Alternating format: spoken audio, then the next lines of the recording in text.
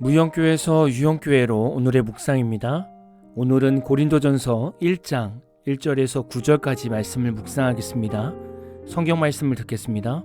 하나님의 뜻을 따라 그리스도 예수의 사도로 부르심을 받은 바울과 형제 소스데네는 고린도에 있는 하나님의 교회 곧 그리스도 예수 안에서 거룩하여지고 성도라 부르심을 받은 자들과 또 각처에서 우리의 주 곧 그들과 우리의 주 되신 예수 그리스도 이름을 부르는 모든 자들에게 하나님 우리 아버지와 주 예수 그리스도로부터 은혜와 평강이 있기를 원하노라.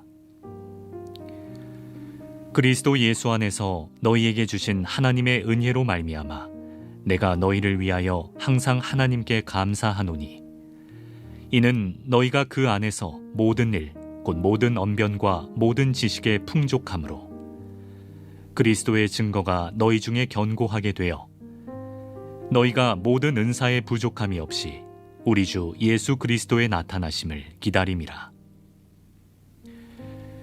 주께서 너희를 우리 주 예수 그리스도의 날에 책망할 것이 없는 자로 끝까지 견고하게 하시리라. 너희를 불러 그의 아들 예수 그리스도 우리 주와 더불어 교제하게 하시는 하나님은 미쁘시도다. 오늘부터 고린도전서 말씀을 묵상하도록 하겠습니다. 고린도 교회는 바울이 2차 전도 여행 중에 세운 교회입니다. 그리고 바울이 고린도 교회에게 편지를 쓴 시기는 바울이 3차 전도 여행에서 에베소에 머무는 동안 작성하게 되었습니다. 이 당시 고린도 도시의 특징을 살펴보면 헬레니즘 문화와 다신교, 철학, 쾌락주의 등이 혼합되어 있었습니다. 그리고 도덕적으로도 매우 퇴폐적이며 음란한 신전 숭배도 유명했습니다. 바울은 여러 가지 문제를 해결하기 위해 이 편지를 쓰게 되었습니다. 고린도전서에서 주로 다루어지는 내용은 이렇습니다. 교회 분쟁, 음행 문제, 결혼과 독신, 우상 제물, 예배 질서, 은사 남용, 부활 논쟁 등을 주로 다루게 됩니다. 앞으로 우리가 고린도전서 말씀을 묵상하면서 고린도 교회 성도들이 고민하고 문제 삼았던 일들이 우리 교회와 우리 삶에는 없는지 다시 한번 돌아보는 시간이 되셨으면 좋겠습니다. 사도 바울은 고린도전서 1장 22절에서 교회와 성도가 무엇인가를 간단하지만 명확하게 말씀하고 있습니다. 먼저 성도란 무엇입니까? 성도는 그리스도 예수 안에서 거룩하여진 자를 말합니다. 그렇다면 성도가 되기 위해서는 당연히 예수님을 믿는 것이 먼저이겠죠? 우리가 교회에서 예수님을 믿는다고 말을 합니다. 그러면 예수님을 믿는다고 하면 우리에게는 어떤 삶이 나타나야 합니까? 바로 거룩한 삶이 나타나야 합니다. 거룩한 삶은 묵상하면서 참 많이 다룬 주제였습니다. 거룩이라는 말은 구별되다 라는 의미가 있죠. 세상적인 것이나 일반적인 삶에서 구별되어 하나님께 속한 삶을 사는 것을 말합니다. 우리는 이런 생각을 할 수 있겠죠. 이제 막 교회 온 초신자가 어떻게 거룩한 삶을 살 수 있겠습니까? 무엇이 죄인지 모르고 있는데요 라고 말할 수 있습니다. 맞습니다. 교회에 다니는 순간부터 바로 거룩한 삶을 살라고 말하는 것이 아닙니다. 초신자는 왜 거룩하게 살아가야 하는가, 그리고 어떻게 거룩하게 살아가야 하는가를 알아야 합니다. 거룩하게 살아가는 방법을 알기 위해서는 교회와 목회자가 권면하는 것처럼 말씀을 읽어야 하고 기도 생활을 해야 합니다. 거룩한 삶을 사는데 전제는 무엇이 죄인가를 알아야 죄에서 떠나 구별되게 살지 않겠습니까? 성경은 이스라엘 백성의 삶을 샘플로 세우고 이렇게 하면 복을 받고 저렇게 살면 하나님의 징계를 받는다고 명확하게 알려주고 있습니다. 또한 사복음서를 읽으면 예수님께서 이 땅에서 어떻게 사역을 하셨고 천국 백성이라면 어떻게 살아가야 하는지를 명확하게 말씀하고 있습니다. 성경을 읽다 보면 사실 중간중간 어려운 내용들이 많습니다. 약간의 가이드가 필요한 부분들이 있는 것이죠. 그러나 전반적으로 성경 내용은 웬만한 학생과 성인들이 충분히 이해할 만한 내용으로 기록되어 있습니다. 특히 요즘에는 우리말 성경이나 쉬운 말로 된 번역 성경도 참 많습니다. 이런 성경으로 말씀을 읽다 보면 성경의 인물들이 왜 하나님 앞에서 징계를 받거나 복을 받게 되는지를 알게 되고 왜 구원을 받게 되었는지를 알게 됩니다. 그리고 우리가 죄를 알고 거룩한 삶을 아는 방법은 여러분 교회에서 선포되어지는 말씀의 핵심을 잘 들어보셔야 됩니다. 그리고 그 말씀대로 살려고 애써 보십시오. 각 교회에서 거룩한 성도로 성장하는 성도들을 보면 공통적인 모습이 있습니다. 예배를 드릴 때는 최선을 다해 드리고 말씀을 들을 때는 그 말씀을 마음에 새기고 삶을 살아낼 때에는 들은 말씀과 성경 말씀대로 하나하나 살아보려고 애씁니다. 당연히 초신자가 처음부터 거룩하게 사는 것이 쉽지는 않습니다. 그러나 이렇게 생각하시면 좀 더 쉽습니다. 신앙생활이나 취업의 초년생이나 막 시집장가간 신혼부부나 다 같은 입장입니다.